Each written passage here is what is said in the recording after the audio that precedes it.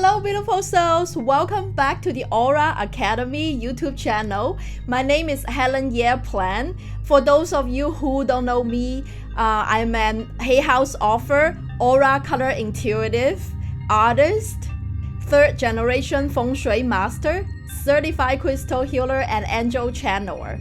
In this video, I'm going to teach you how to create a beautiful crystal grid to manifest your New Year intentions in 2024. Now, if you like my video, please hit the like button and also subscribe to my YouTube channel. So, before we begin the video, first of all, what is crystal grid, right? So, a crystal grid is a set of intentionally selected, energetically aligned crystals that's laid out on a sacred geometric base for the intention or the purpose for manifesting a certain intention. Now, crystal gridding has been done for centuries and thousands of years from the Asian spiritual traditions to communicate with the universe what us humans want to manifest on planet Earth. How does it work? It's because planet Mother Earth is a giant crystalline grid itself. So it has all the ley lines, both horizontal and vertical, and when they intersect, that's where the sacred sites, that's when the Asians typically build the sacred sites because they normally generate an energy vortex. And around the world, a lot of peace organizations actually plan peace crystal grid really big into the sacred sites for world peace. You can easily Google that. So today, I'm just going to get your hands dirty and teach you how to create one to manifest your intentions. Now, as my previous video had mentioned, this year the aura color energy is green gold, and also how to work with this energy. And typically we kind of settle in January, and in a lot of the Asian traditions, the new year really starts more in February. That's when, after a month of contemplation, inner reflection, and then we get clarity of what we really want to manifest in this year. And that's also when February is when the in the Asian traditional wisdoms, when people are actually taking actions. So that's why for example, the Chinese Lunar New Year this year is February 10th, and it's a wooden dragon year. And if you're interested, you can watch my previous video. And so it's actually an ideal time for you to create an annual crystal grid to ground that intention that you have. And so first of all, I want to show you what is a crystal grid. So over here, I have two crystal grids already created and built.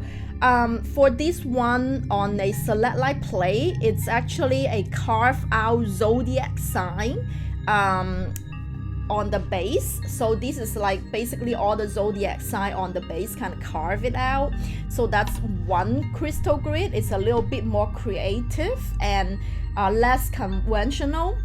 And the other one is laying out this one on a wooden base of a flower of life, sacred geometric. And this one is a more traditional crystal grid because it has the classic structure of a center stone and then a middle way stone. That's how I call it. The outside, the third layer is the outskirt is the desire stone. So what your intention is going to create. And typically in the center, we use a generator. So a generator is just like a crystal tower, have 6 pointed upward, because this way it's almost like a power, like a power station generating energy outward, and thus to charge or broadcast energy out. So that's how, a typical, like a traditional crystal grid is done. But today, since it's an annual intentional setting, I'm going to teach you how to be a little bit more creative, right? To do a crystal grid that's on a 12 zodiac sign, base. Kind of signifies the 12 months of the year and also the 12 zodiac sign, because no matter what your sun sign, moon sign, and rising sign is, we have all the 12 zodiac in our charts, just in different, they are just laid out in different planets, right? So it's kind of good to incorporate all of them for the 12 months of the year. And also another advantage is in case you don't have a lot of tumble stones of the same kind, this you can see the traditional crystal grid has at least 6 crystals in one set, right? We have 6 citrine, 6 amethyst, 6 crystal points, and 6 aventrium, green aventrium in the middle. So in case you don't have, multiples of the same crystals, this way, this one is a little bit more creative, so you can pick one crystal to represent one aspect of your life or one aspect of the intention that you want to manifest. Okay, so this year my intentional word is balance. So that's why I picked a center stone balance, rainbow fluoride, kind of the yin and the yang energy, because it's typically with green and purple, in a rainbow fluoride. It's a stone of balance. That's why I chose that as my intentional stone in the center. So there are typically 5 steps to create a crystal grid. So first of all, when I choose the center stone, what the keyword that I'm thinking of is actually my intention. So remember, the crystal grid, the purpose of it is to manifest certain intention. So that's why it's so important for you to write down on a piece of paper. I normally get a piece of, sticky note or a piece of, this is my prayer box. I have like a little white card that I write on in one sentence what your intention is for this particular crystal grid. Now, I don't recommend you have multiple intentions for one crystal grid. It's better to be clear and concise. So one sentence per crystal grid. You can build as many crystal grid as you want, but for one particular crystal grid, it's ideally just one intention and very clear. So I typically write a piece of paper setting the intention and put it underneath my center stone. So that's step 1, intention setting for creating a crystal grid. And step 2 is to select your crystals, of course. So in order to support this intention, remember the definition of a crystal grid is to select and intentionally energetically aligned set of crystals to support your intention, right? So typically we have 3 layers of crystals that we need to select. We have a center stone. So not typically we do use a generator, but if you can be anything that's slightly bigger than the outskirt stones, right? That's to ground the energy in the center. And then we have the second layer of the crystal grid, kind of in the middle. I call them the waystones. So so this is my intention. For example, balance is my intention. So through what? Like if that's your intention, I pick rose quartz points to signify unconditional love. Through love, I achieve something. All right. So the second layer, why is it called waystone? It's kind of like what energy you want to incorporate or embody in order to achieve your desires. So that's why it's called a waystone. And the last layer of crystals is your desire crystals or your desired outcome. So what do you want to manifest? What is your intention to manifest for this particular crystal grid? So after you've selected your crystals, setting your intentions, the step 3 to create a crystal grid, it's actually cleanse them. So no matter where you source your crystals, ideally a ethically sourced crystal, local store maybe. So I always cleanse them using, either sage or Palo Santo, even sweetgrass. You can smoke, going sacred smoke around them, and also cleanse yourself, right? Using sacred smoke to cleanse your auric field. And if you are allergic to smoke or scent, unfortunately some of my clients do, and even my husband does. Another way to cleanse the crystals is use sound. So like a Tibetan singing bowl or crystal singing bowl will go really well. You just ring the bowl, have the vibrations going through your auric field and your crystals. It will be cleansed as well. So that's step number 3.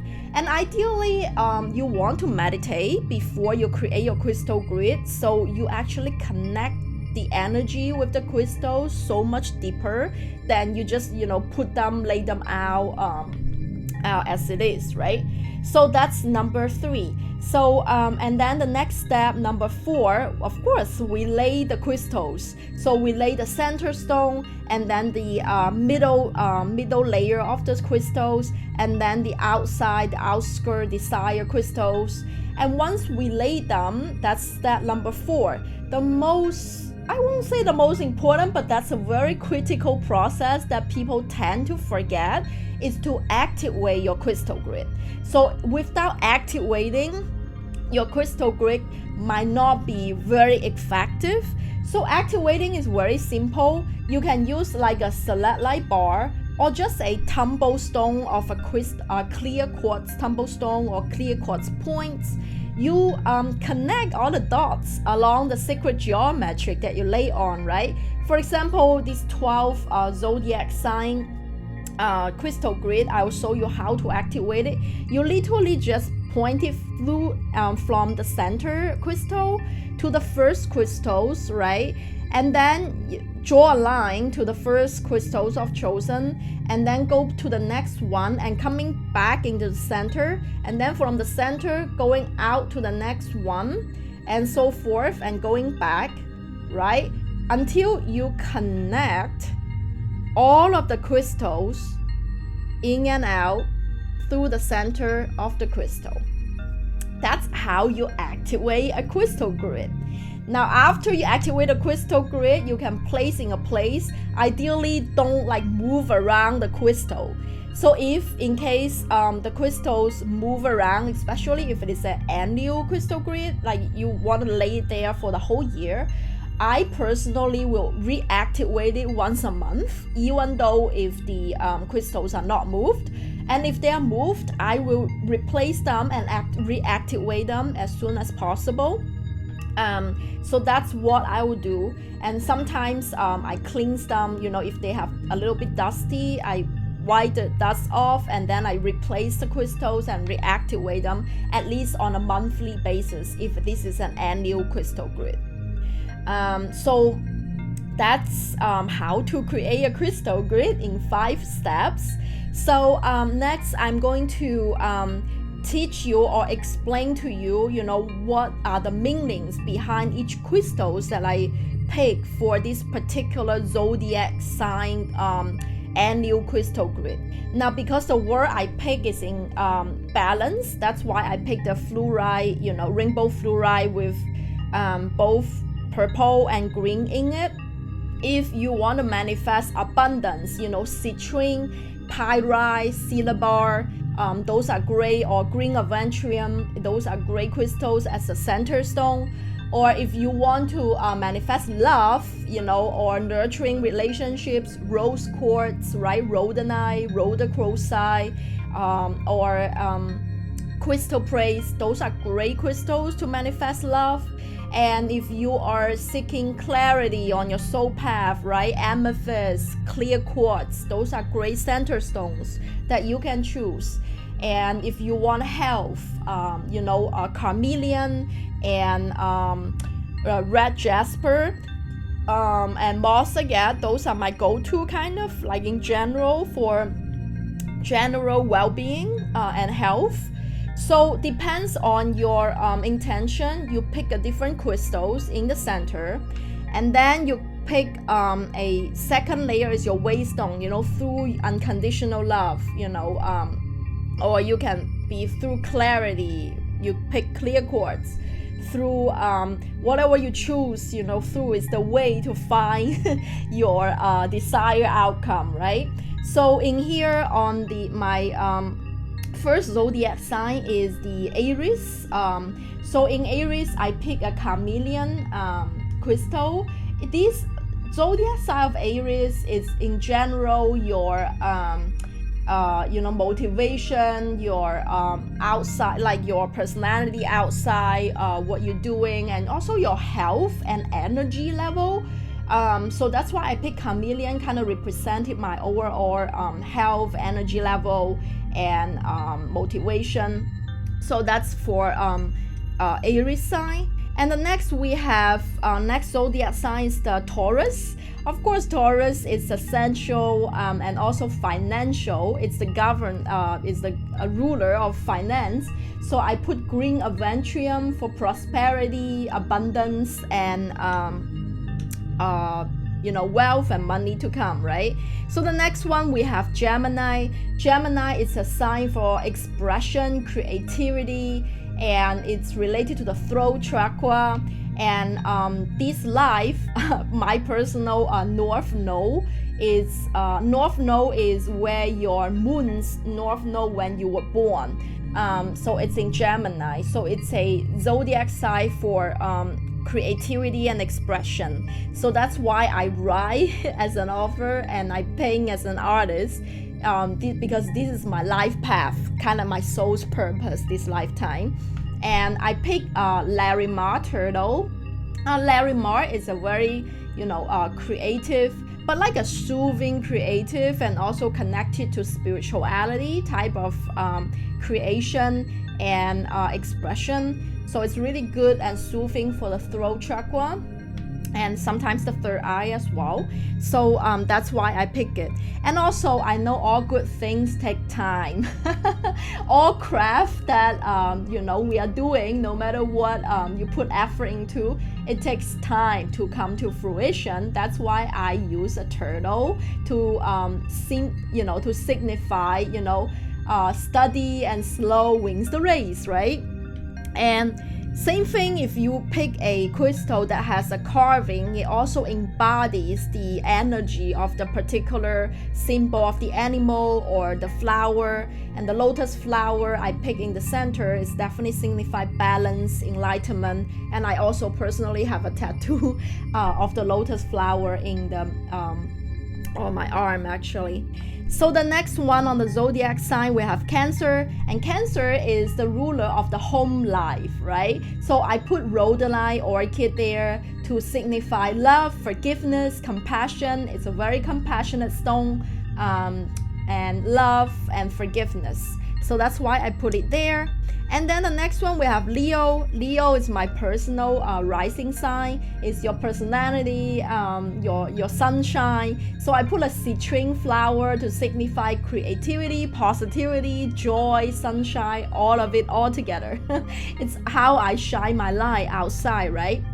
So when you create your personal crystal grid, think about where are your rising signs and your sun signs and moon signs are, and pay particular intention to those areas to represent that area. And the next one is Virgo. In Virgo, it's all about organization, both in your life and your business, right? So I put a clear quartz to signify clarity, and also organization in my life.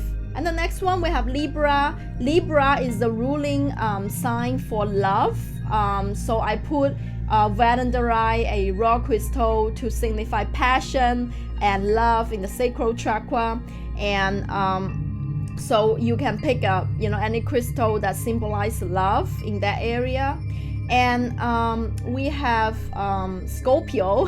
Scorpio is my sun sign. So I personally picked the Seraphinite. So Seraphinite I also have a pendant of Seraphinite. It really embodies this year's aura energy, green gold. It's about all healing, and actually it's a crystal about balances. It also reinforced my intention of balance for this year again. And it's also a stone to connect with your spirit team, especially, you know, Scorpio is the depth of truth.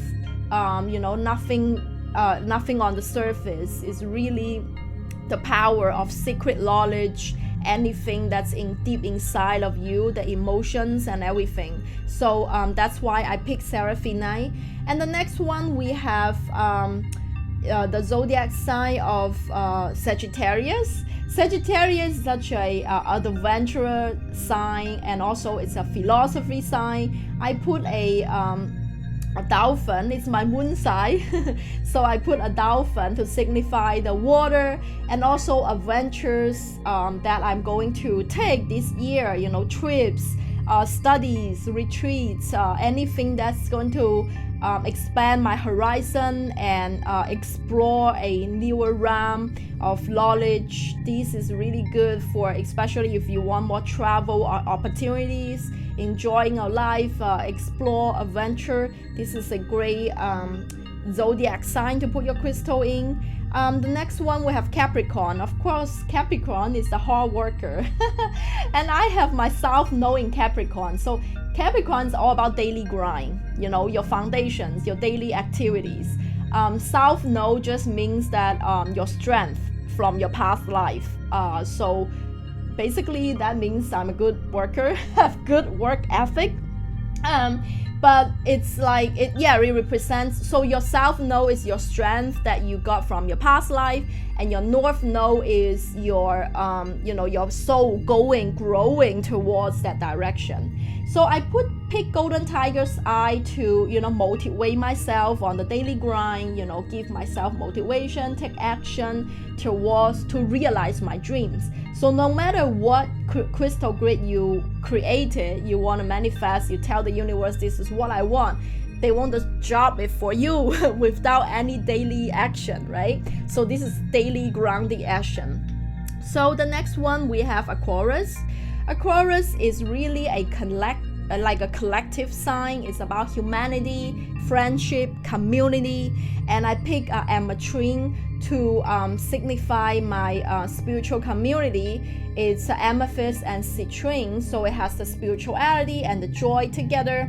And I was actually very, very grateful that one of my students from my signature Flowing with Your Rainbow course actually nominated me in MSM.com as the Visionary Educator of the Year last year.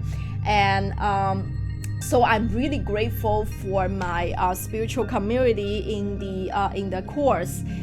So that's a kind of like a symbol, you know, for that community to me. And then we have the last sign is Pisces.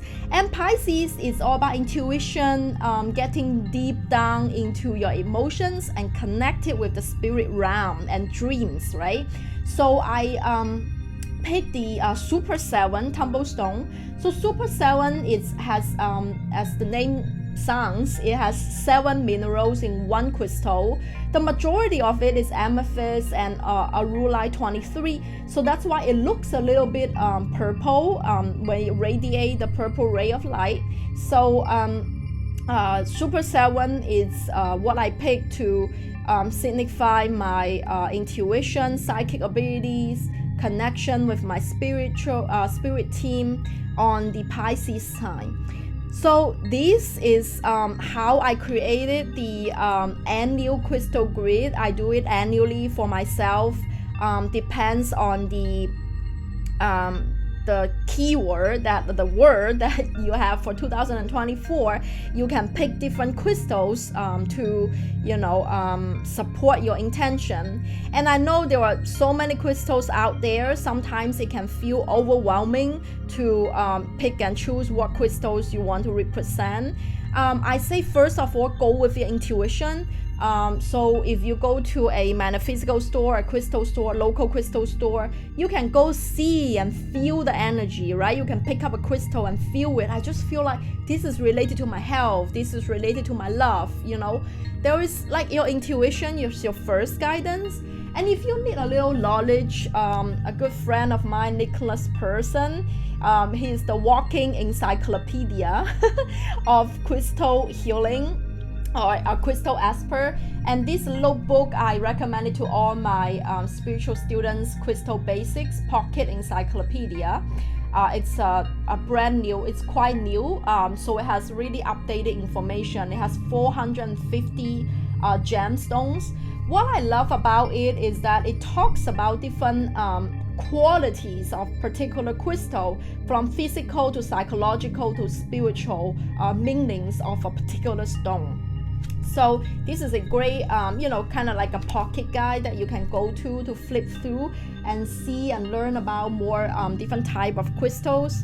And also, if you're really into crystal grid, you're really drawn with their energy.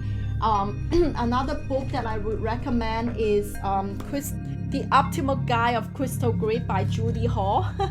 I've go through so many pages of this book, and it really helped me to learn how to create a powerful crystal grid.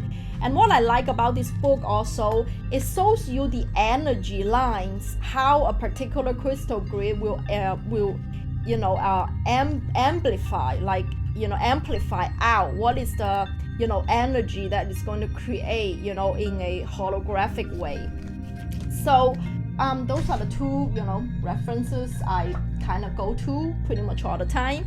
And also I personally have been creating crystal grids for more than a decade to different clients, especially those who feng shui their home.